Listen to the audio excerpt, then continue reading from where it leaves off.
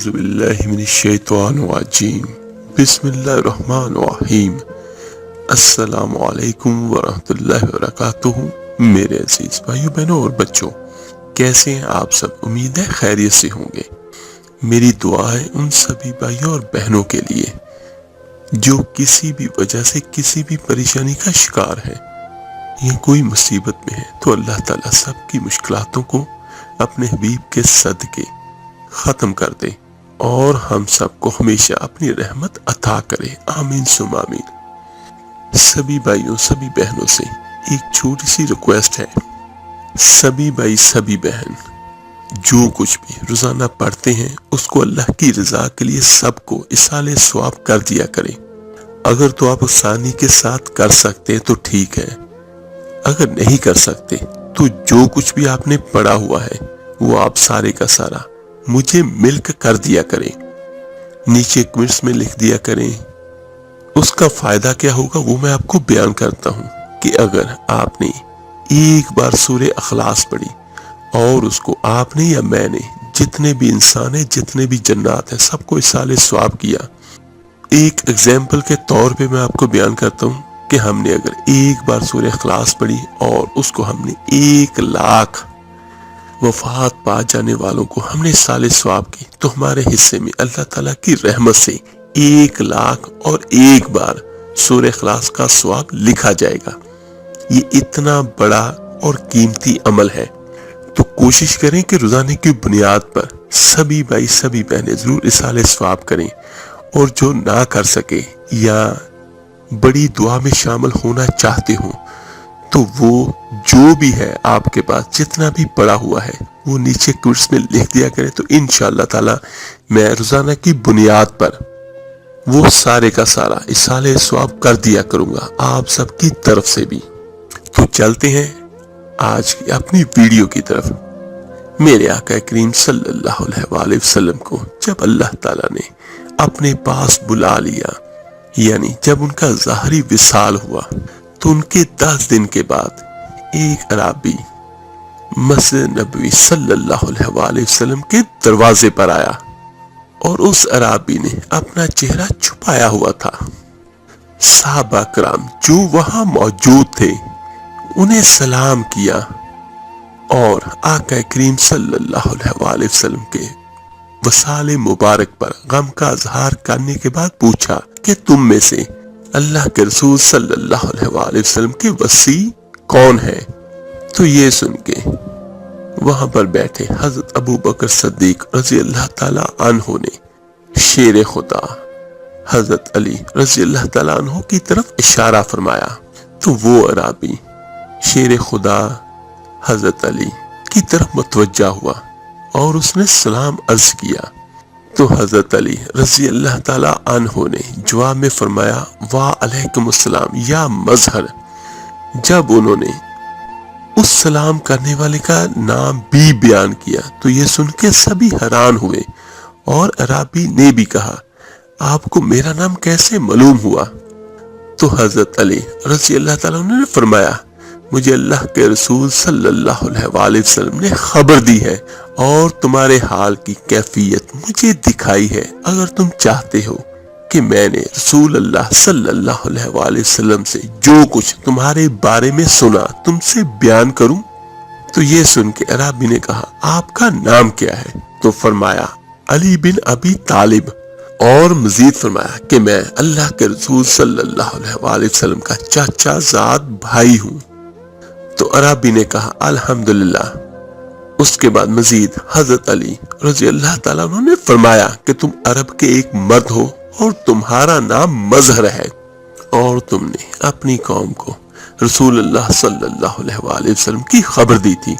اور حضور صلی اللہ علیہ وآلہ وسلم کی جمیلہ میں سے تم نے قوم کو یہ کہا تھا کہ تہامہ میں ایک آدمی کھڑا ہوگا جس کے رخسار چاند سے زیادہ منور اور گفتگو شہد سے زیادہ میٹھی ہوگی، جو شخص ان کی پیروی کرے گا نجات حاصل کرے گا، اور مساکین اور یتیموں کا والی ہوگا، اپنے جوتوں کو خود پیوند لگائیں گے، اور شراب نوشی اور زنا کو حرام قرار دیں گے، ناحق قتل اور سود سے وہ منع کریں گے، خاتم الانبیاء ہوں گے، 5 وقت کی نماز ادا کریں گے اور رمضان المبارک کے روزے رکھیں گے، حج بیت اللہ کریں گے۔ اور مزید فرمایا حضرت علی نے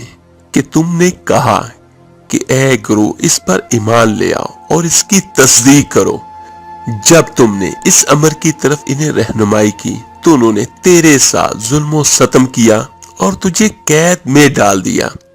اور پھر جب اللہ کے رسول صلی اللہ علیہ وآلہ وسلم کا ظاہری وصال ہوا اور تیری قوم کو سیلاب نے ہلاک کر دیا اور تجھے قید خانے سے اللہ کی رحمت سے خلاصی حاصل ہوئی، تو اس کے بعد غیب سے یہ آواز پہنچائی گئی کہ اے مدر، بلا شبہ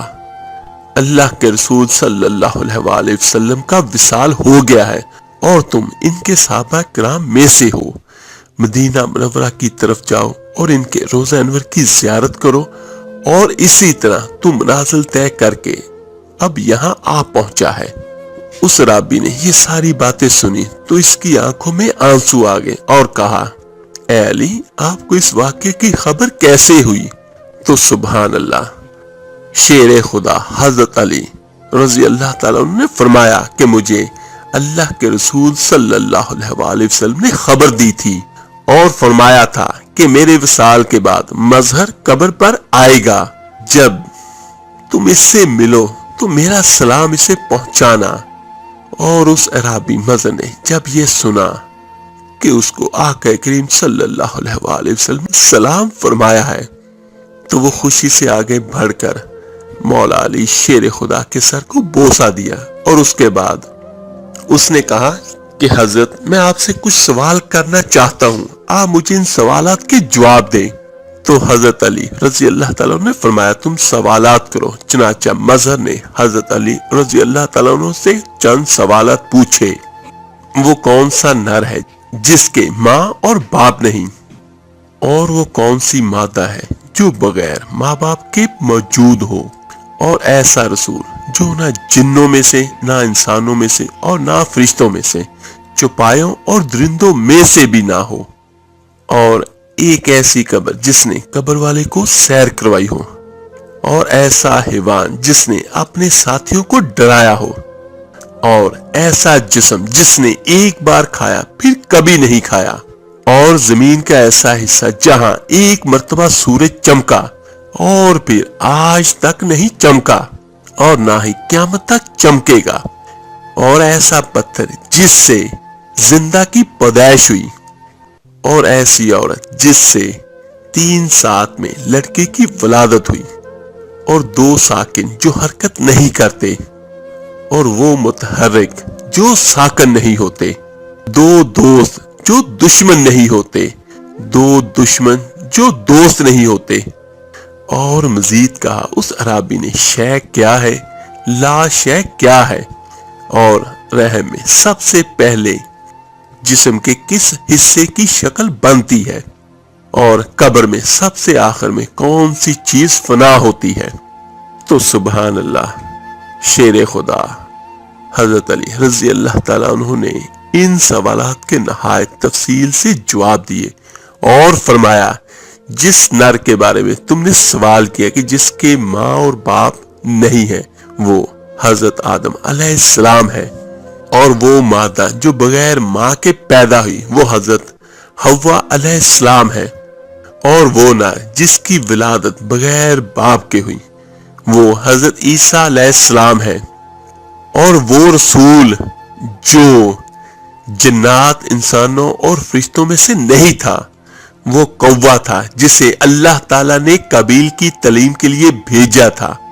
اس کا چھوٹا سا واقعہ یہ ہے کہ جب حابیل اور قابیل دونوں کی آپس میں لڑائی ہوئی، یہ ہمارے باپ حضرت آدم علیہ السلام کے بیٹے ہیں، تو قابیل نے حابیل کو قتل کر دیا تھا اور ان کی لاش ویسے ہی پڑی رہی۔ تو پھر اللہ تعالیٰ نے ایک کوے کو حکم دیا تھا اور اس نے قابیل کو تربیت دی تھی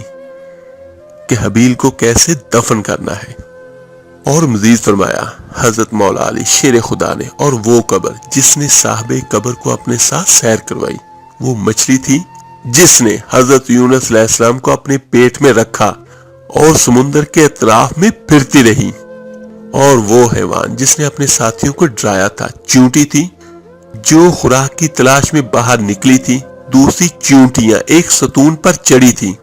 حضرت سلیمان علیہ السلام کا لشکر سر پر تھا۔ اس چیونٹی نے اپنی قوم سے کہا کہ خبردار تمہارے گزرنے سے مٹی نہ گرے،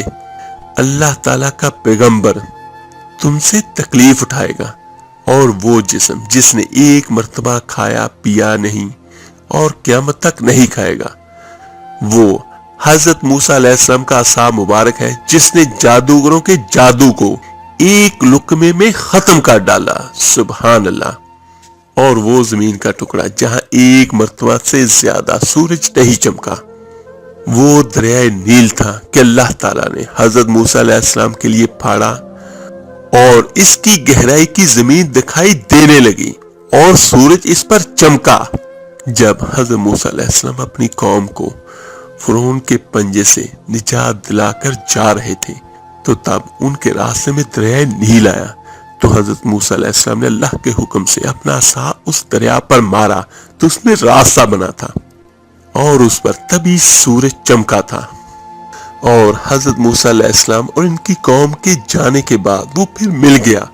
اور اپنی سابقہ حالت میں آ گیا،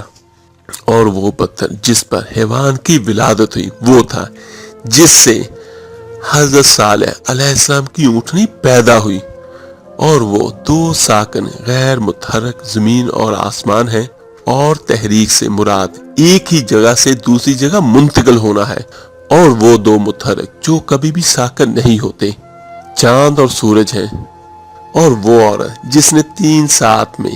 بچہ جنا حضرت مریم علیہ السلام تھی کہ حضرت عیسیٰ علیہ السلام کی ولادت ہوئی، اور وہ دوست جو کبھی ایک دوسرے کے دشمن نہیں ہوتے جسم اور جان ہے، اور وہ دو دشمن جو کبھی دوست نہیں ہوتے موت اور زندگی ہے۔ اور مزید فرمایا شیر خدا نے کہ شے مومن ہے اور لا شے کافر ہے، اور فرمایا احسن اشیاء سورہ بنی آدم ہے، اور رحم میں سب سے پہلے جسم کے جس حصے کی شکل بنتی ہے وہ شہادت کی انگلی ہے۔ سبحان اللہ۔ اور قبر میں آخر میں جو چیز سب سے بعد میں فنا ہوتی ہے وہ انسان کے سر کی ہڈی ہے۔ مظہر نے جب اپنے سارے سوالاتوں کے نہایت تفصیل جواب سنے تو اس نے حضرت علی رضی اللہ تعالیٰ عنہ کے سر پر بوسہ دیا۔ اور میرے عزیز بچوں، حضرت علی شیر خدا وہ ہستی ہے جنہیں آقا کریم صلی اللہ علیہ وآلہ وسلم کی زبان اقدس نے فرمایا کہ میں علم کا شہر ہوں اور علی اس کا دروازہ ہے۔ سبحان اللہ۔ تو جس کو میرے آقا کریم صلی اللہ علیہ وآلہ وسلم نے مہر لگا دی تو ان کی شان کی کیا بات ہے۔ اللہ تعالیٰ سے دعا ہے اللہ تعالیٰ آپ کو مجھے ہم سب کو صحیح معنوں میں دین اسلام پر چلنے کی توفیق عطا فرمائے، آمین ثم آمین۔ آپ میرے لیے دعا کیجیے گا، میں آپ سب کے لیے ضرور دعا کروں گا۔ اس ویڈیو کو لائک اور شیئر ضرور کیجیے گا صدقہ جاریہ سمجھ کر۔ تو ملتے ہیں انشاءاللہ تعالیٰ جلدی ایک نئی وظیفے عمل کے ساتھ۔ اپنا بہت بہت خیال رکھیے گا۔ اللہ حافظ۔